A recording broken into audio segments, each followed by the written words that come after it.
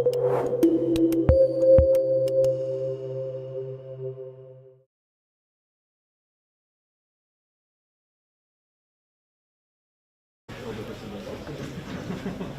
just checking. Is everyone here because they've got gigantic files that they're trying to get into and out of the repository? Do we get a t-shirt that says, I've got gigantic files? I've got big files, and right. All right, just checking. This is, I thought it would be meeting like 3 people. All right, cool.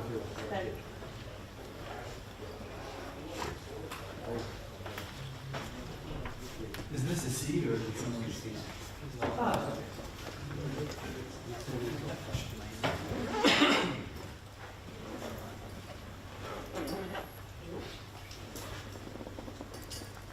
All right, I think we're good to start. All right, well, how many people, I asked a second ago jokingly, if you're here to move gigantic files into and out of the repo, how many people have tried to move a file, let's say, of a gigabyte in size or larger into the repository? And leave your hands up if that went well. Okay, so just 2 people. And same with download. Have you ever tried to download, let's say, a 1 gigabyte file out of Alfresco? And if it went well?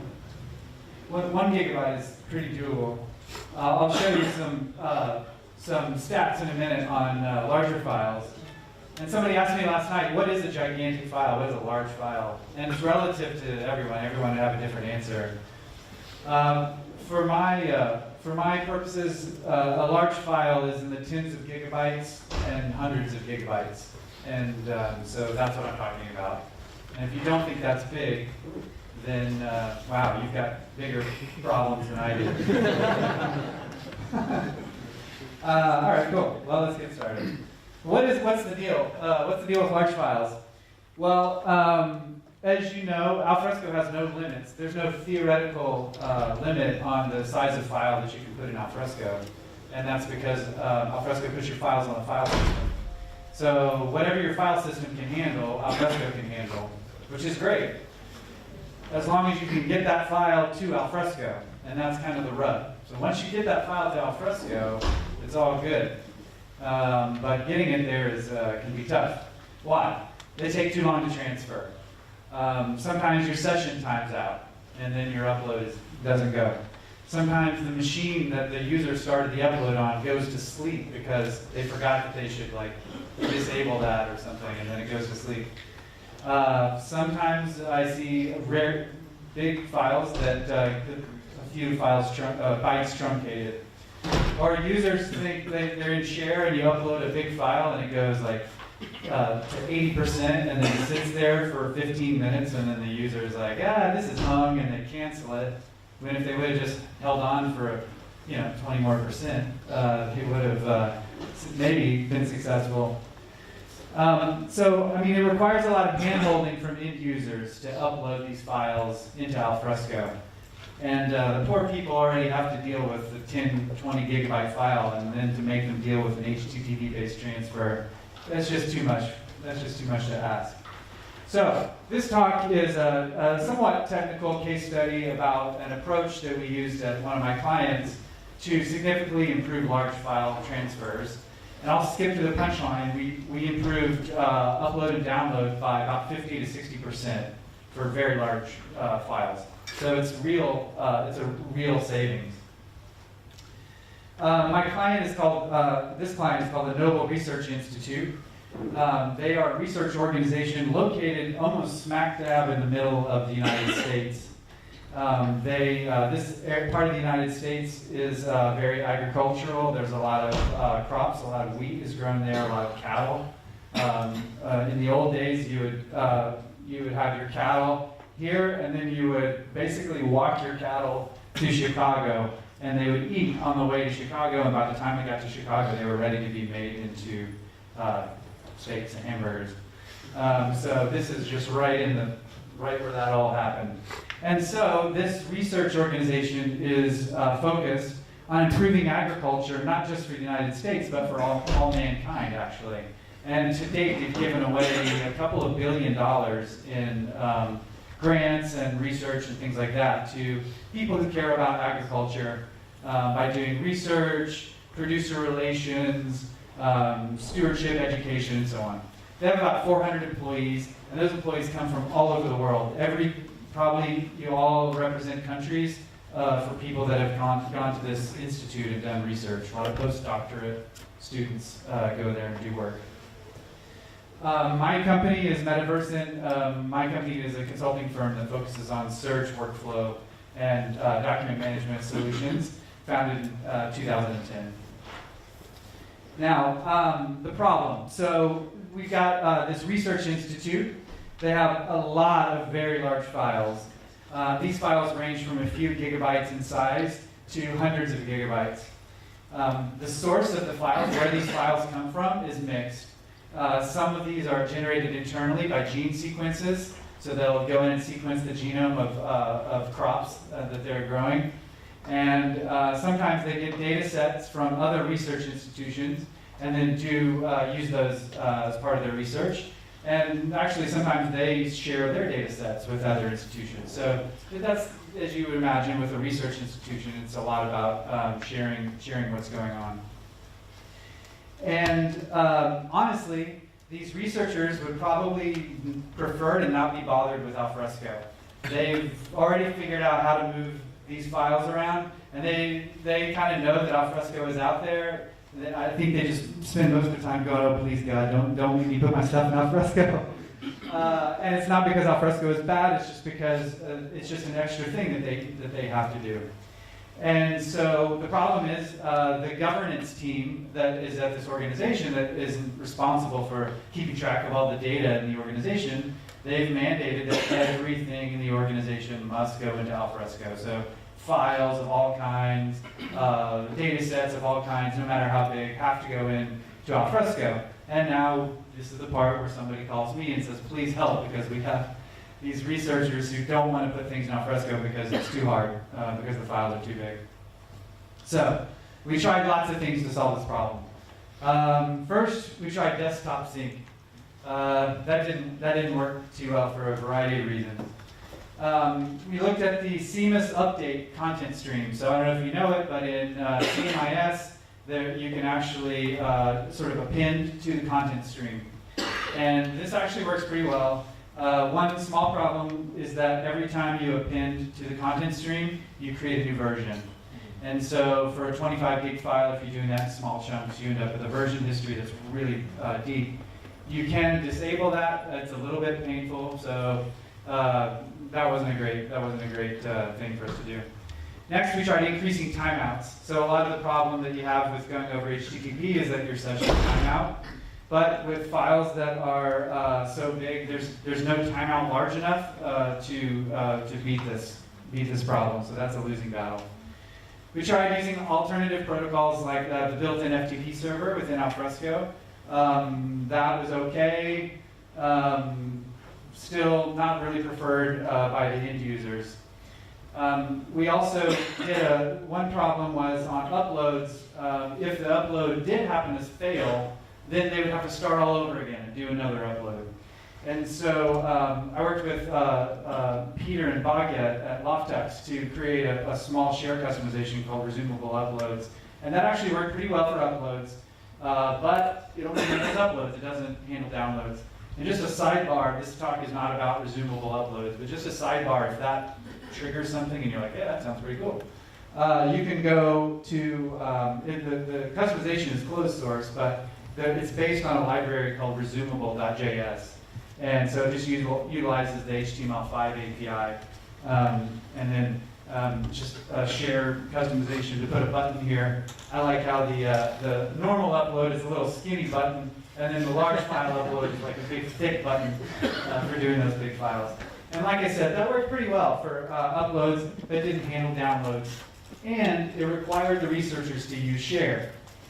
So for various reasons, they weren't necessarily wanting to use this document management client that just adds too much headache to their day. All right, so there is some inescapable math related to uploading files. this is really aimed at, sometimes customers will come to you and say, well, this file is only 10 gig. Why does it take so long? And the problem is has to do with the speed of light and things like that. So basically, if you had all the bandwidth available in your corporate network, which you don't, but if you did, and if you had no latency on your on either end of your transfer for disk or other things, this is the maximum. This is the shortest time possible to move 25 gig of data, depending on what kind of network you're running. And so, this was important to level set with them that says, look, if I'm able to make this better, it's never going to be better than this, ever. So if you're not okay with this, then we should just, go have drinks and work on something different. But they were like, okay, that's fine. If you just make an improvement, that's all we're asking. Okay. So a key sort of aha moment is that it's not the actual movement of the node into Alfresco that's the problem. It's that math that I just showed you. It's moving those bytes across the network. That is the problem.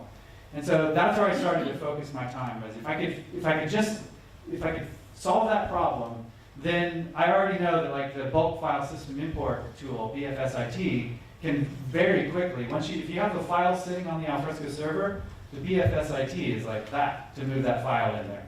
So really, I focused on getting the files over the network. So I started looking at technologies that move large files. And the first one I thought about was BitTorrent. And it turns out that BitTorrent is obviously still alive and well, but they also sort of spun out a corporate or an enterprise-focused sync tool. It was called BT Sync or BitTorrent Sync for a while, and then they rebranded it, and it's called Resilio. And this was pretty cool. I still think you could, if you wanted to use something like this, you could still use this technique that I'm about to show you and use something like Resilio. One thing is the performance increases the more people in your organization that have the same file, right? That's just how BitTorrent works. And in the case of a researcher, you might be the only researcher working on a gargantuan file, and so you're not really going to get maybe a whole lot of leverage there. It's also primarily, Resilio is primarily about, I want to share big files with you. It was only recently that they made it sort of easier to share files with servers and things like that. So, I don't know, I was lukewarm on that, but kept looking. And I came across something called Grid FTP. Has anybody ever heard of Grid FTP? No one? Okay. Well, it basically is an extension of FTP. I wish there wasn't a column here. I'm trying to see the folks. Hi, I know you're there. Sorry. So Grid FTP extends the FTP protocol, and it adds parallelism and was made to move data to grid and clusters. So a lot of those instances, you have big scientific data sets that you're trying to work on. And so Grid FTP was born to do that. So like FTP is a pretty decent protocol for moving files around, but it doesn't parallelize very well. So Grid FTP solves that problem. It's defined by the Open Grid Foundation. There's the link. And I think I covered most of this. It does use TCP, so this is not a UDP protocol, this is TCP. And there's a product called Globus. And Globus uses Grid FTP as the main protocol for moving files around. The reason why I mention that is because Globus is a nonprofit company based out of, it's a nonprofit enterprise that's within the University of Chicago. And their mission is to make tools to help scientists and researchers move data. That's what they do. And so, and they use Grid FTP. So basically, the thing that Globus adds on top of Grid FTP, it's kind of interesting, is that they expose directories of all this data. So let's say you and I are researchers. You've got a data set you want to share. You can make your Globus endpoint, you can make that public. Then you publish in a directory listing and you say, here's what this data set is, and if anyone that wants it can come and get it. It's kind of like old school web, but with massive, massive files. So that's one of the services that that Globus provides. So they also have a REST API and authentication, and then, like I said, they use grid FTP to sync between endpoints. So just as a stroke of luck, so I came across this and sent it to the customer, and I was like, this looks pretty great. Like, this is life sciences, your life sciences. It's like parallel. This is like feeling pretty good. And they said, well, we just happen to be evaluating Globus already for enterprise sync. So they were already looking at Globus, and then things really started to fall into place at that point. Now, just to be clear, I'm not selling Globus. I don't care if you use Globus or not. The technique that I show you is more generally applicable. So nothing I'm showing you is going to depend on Globus. It's just that we got really good performance with this. So Globus/grid FTP is going to move the bytes over the network. Then once we get those bytes to the server, then we'll use the BFSIT to import that into the repository. Going the other way, doing a download, we'll do it the other way. So we'll just export and then use Globus to move the files from the place where it got exported back to the workstation. So here's a silly diagram that shows how this works. So we've got a workstation on the far side. That's like a researcher. And they, to get something into Alfresco, they will initiate a transfer. That file will then flow to the Globus server. The Globus server has a mount, a file system, which in this case is a Gluster file system. It doesn't really matter that that's what that is, but that is what it is. And then the next step, Alfresco is also mounted to that same Gluster file store. Now we do the BFSIT. So it's just a two-step transfer. First step, use a parallel method to get the file to the server. Second step, use BFSIT to do the import. Then the reverse is the same in the reverse order. So we just write it out to Gluster and then initiate a transfer from Globus to the workstation. Now, if you were to ask your researchers, hey, we need you to put everything in Alfresco and just do a Globus transfer, and then once it's done, then go ahead and initiate a bulk file system import, they would probably just, I don't know what would happen. It would be bad. So that's no good. So we have to write an app to take care of this. And so with that kind of high-level two-step approach, we started working on the details. And the first thing we thought about was, okay, where should the researchers actually interact with the app? How should they be initiating these transfers? So the first thing we thought about was share, because share is already rolled out. It's used across the entire company. But like I said earlier, researchers were already sort of not really wanting to use share. There's a lot of things in the UI that they don't necessarily care about or want to see. And no one's interested in ripping stuff out of share anymore. So we were sort of like, let's maybe not do this in share this time. So then we thought about using ADF. Unfortunately, ADF was too new at the time that we were looking at this, honestly. And it was also requires 5.2, and the customer's not on 5.2 yet. So it was really, honestly, the ADF and the components that it has were just too much for what we need here. This is not a huge application that has to be built. So we kind of skipped ADF, and then we decided just on a simple custom Spring Boot app, and I'll talk more about that. So just a Spring Boot app with very simple scope. The scope is you ought to be able to start a transfer job, you ought to be able to see the status of that job, you ought to be able to publish and subscribe to queues that are keeping track of the process, and then obviously handle authentication. Then once we had that scope, we decided to build it with Spring Boot, Angular 4, and Bootstrap. And for my money, if you need to build a very quick application, whether you're hitting Alfresco or not, I find it to be super productive. That's my preferred stack at the moment, Spring Boot, Angular, and Bootstrap. Then Apache MQ, and we'll talk more about that in gory detail, and Apache Maven. So that's kind of what we set out to build. So we've got an Alfresco enterprise cluster, Globus, and a file system. Then out in the cloud somewhere is the Globus SaaS offering. Don't ask me about pricing. I have no idea, but I'm sure they would be happy to tell you about it. But it's non-profit, so hopefully it's not that bad. And then all the researchers have something called Globus Personal Connect. If there's one downside, this is probably it. It requires an agent, essentially, to be running on the workstations of the people that are doing the transfers. So unavoidable, but that's how it goes. Luckily, they push things out to workstations all the time, so it's actually not that big of a deal. And then, like I said, Spring Boot and Postgres and ActiveMQ rounding out the stack. Now, you might be curious about how we did the queues, and there's probably better ways to do this, and I would be open to feedback later. But basically, what we did was there's a queue that listens for imports on the Alfresco side, a queue that listens for export requests on the export side, and then similarly on Globus, we have a queue that listens for inbound requests and a queue that listens for outbound requests. The Alfresco-related queues are in an AMP that just get deployed to the repo tier.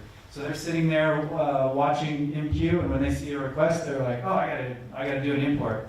So it pulls the message off the queue, initiates a bulk file system import, and then puts a message on the status queue that says, I'm done, you can do whatever's next. So then Globus picks that up and does its thing. So it's just those queues. So 2 queues in an AMP on the repo tier, and then 3 queues sitting are listened to by the custom app, the Spring Boot app. So this is kind of what it looks like. This looks like a Windows workstation here. We've got a few files in a sample directory, and we just want to move some of these files into Alfresco. So we log into this Bootstrap. This is like out-of-the-box Bootstrap, no theme at all. Yeah, it's serviceable. So we'll probably theme it later, but it's good enough for now. So they come here and they say, there's 3 things you can do. We're trying to make this as like drop-dead simple for a researcher. We want to hear no discussion about this being too hard to use. So transfer to Alfresco. You basically have 3 things. One is the endpoint where your content is coming from. So it could be their desktop, it could be a gene sequencing machine, it could be some other Globus endpoint out on the internet somewhere, or whatever. So select the endpoint, then select what you're moving. So this is just a picker that's navigating the folder structure that's inside your workstation or wherever that endpoint is. And then on the bottom there, we're picking where do you want this in Alfresco to go. And again, this is just a simple folder picker kind of thing for Alfresco. So we fill that out, submit the job. You can't read it, but there's a new entry in the job history. And then a few minutes, in this case seconds, later, that job is done. These are very small files just for screenshot purposes. I'll give you real stats in a minute on the data that can be moved. And then you log in to share, and your data's there, which those researchers will probably never do. There's no reason for them to really log in to share. They know it's been moved, so their job's done at that point. This is at risk of being way too much detail for a kind of a simple thing, but I'm going to go through it anyway. So just basically, when a transfer job happens, we just throw a message on the queue, do a Globus transfer essentially, and then the Spring Boot app sees that, makes a call to the REST API in Globus and says, hey, transfer from this endpoint, in this case that workstation at the top of the screen, transfer the file to the server endpoint, basically. So it makes that happen. The file's stored on Gluster, and then the transfer is done. So another message goes on to the queue. Then Alfresco on the repo tier wakes up and sees, oh, there's a transfer that's done. It's time for me to do something. It's a little bit more complicated than that, but not much. It says, okay, I want to do an Alfresco transfer. So now it's going to do the import, because it knows the file is sitting on Gluster, and so it then just does a bulk file system import and pulls that into Alfresco. And then it updates status so that dashboard is updated. So it's just an async sort of two-step. It's the two-step that I showed earlier.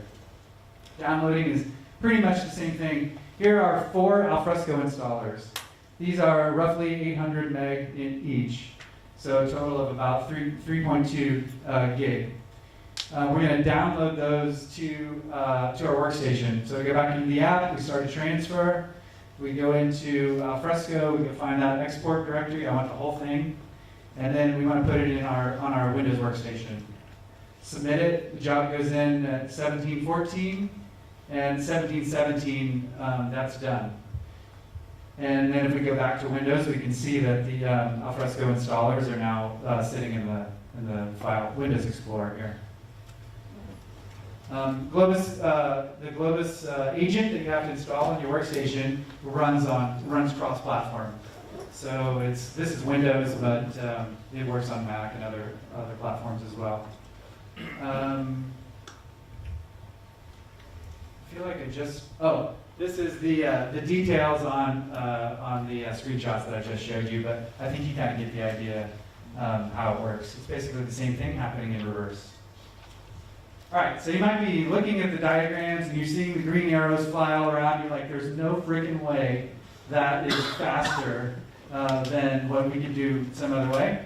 So I'm just going to show you what our metrics have been, and you can just decide whether you can do it better. And if you can, you should let me know, and I'll get another project out of it, I guess. I don't know. Sorry. All right. So here's a multi-file upload. And one thing that is probably obvious is that the bigger your payload is, the more significant the savings, right? So if you try to move small files, there's just not as much of an advantage there in using this method. So I'd say probably anything under a gig or maybe under 500 meg or something, you should probably just use the out-of-the-box upload, download. But for this is 3 gig, let's say.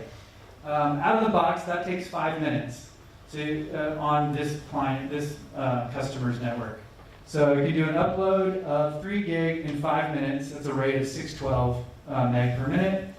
With using Globus, this Globus Alfresco integration, you can do that in 2 minutes. And it works every time, assuming that the machine doesn't get turned off in the middle or something ridiculous like that. So that's about a 60% faster transfer. If we look at downloads, you can do a download out of the box of a 3 gig file. Sorry, I should be really clear. 4 files that are 3 gig in total. I'm going to show you a single file in a minute. So 4 files totaling 3 gig takes about 6.4 minutes to download, which is a little bit slower than the upload. And using this application, it's 3.6 minutes, so it's roughly half, 53% faster. The single file is a little bit slower, and that's just, I don't want to speculate on why that is, but it is a little bit slower. Out of the box, you can upload a 4.5 gigabyte file. So this is one file, 4.5 gig. You can upload that in 7 minutes to Alfresco. And when you when you upload it using this app, it's 3.6. So again, about a 50% increase. If you download it, unfortunately, Alfresco did not finish on this one. A 4 gig file, every single time we tried it, it just couldn't. It just threw exceptions and didn't finish. And to be fair, we spent 0 time trying to figure out why that was. So maybe it's correctable, maybe it's not. I didn't see too many hands raised saying, "Oh, that works fine. Why are we having this talk?" So there's issues there. They might be resolvable. So just that disclaimer. With this app, it's 5.1 minutes to download. Now, I saw that Jay is doing. You're doing a talk on bulk export, right? Yeah. And I think I messed up your name. Vijay, sorry. Vijay's doing a talk. Is that tomorrow? After you. Oh, far out. Okay, great. So after this talk, Vijay's going to talk about the bulk export. And I'm thinking maybe that would help me out a little bit, because right now what we're doing on the download is we're just writing that out.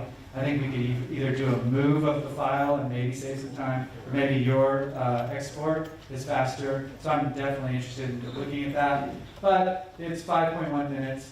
And since Alfresco didn't finish, then it's infinitely faster than Alfresco on the download. And that's a joke. All right. So now the results transfers can be done as fire and forget jobs. These researchers can log into the app. They can say move all this stuff, and then they can go out for a barbecue and not worry about what's happening. Any number of files, any size. Their goal is to move 25 gigabyte files, but I've seen Globus move 250 gig and more without a problem. So the streamlined, purpose-built UI keeps the researchers focused and hopefully happy. So they're going to be minimally compliant with the data governance team with the least amount of pain to their daily life, hopefully. And then I showed you the increase in performance. So I believe that's the talk. Do we have time for questions? Are we getting? Yes. Okay, so we will have time for questions. Last slide is, this is this is not really production. This is like pre-production, this app that we've built here. So there's a few things that we still have left to do. I mentioned improving the download, security hardening. So there are a couple times where your file actually could be browsed by other people who can get to Globus within the organization, and that may be okay, maybe not for your case. For these researchers, it's fine. There's some interest in setting metadata on files. So when you do that, like a bulk import of those large files, might as well have those researchers tag it, because there's no way those researchers are logging in later and tagging that content with metadata. So we can get it, we can capture it when we do the import, and the bulk file system import tool supports metadata, so that should be pretty easy. Auditing usage reports, and maybe doing scheduled recurring transfers. Maybe going back to share integration. It would kind of be nice to be sitting in share and say, move this file, and then that would submit all the jobs for you if they happen to be in share. It'd also be nice to, when the transfer is complete, if they want to log into share from the app, it would be nice to provide that ability. And then maybe ADF. So we're considering building a streamlined, generic document management client specifically for researchers. And so because this was written in Angular, we should be able to just merge that with whatever we do with the ADF very easily. So that's an idea. All right, so I guess we might have a couple of minutes. Perfect in time. Thank you, Jeff. Can we do an applause for Jeff first of all?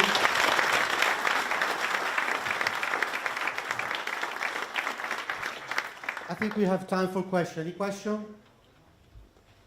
Hi. A question. In the beginning of your talk, you mentioned that your machine going to sleep would be a problem with big transfers. Does the Globus client handle that as well? Or how does that now work? No, it doesn't, so that's still a problem.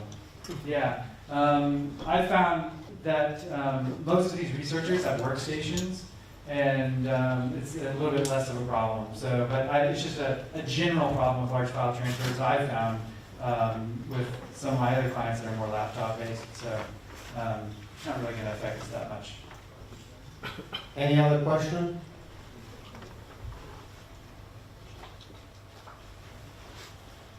Okay, thank you very much. Thank you, Jeff. Please vote this talk at the exit.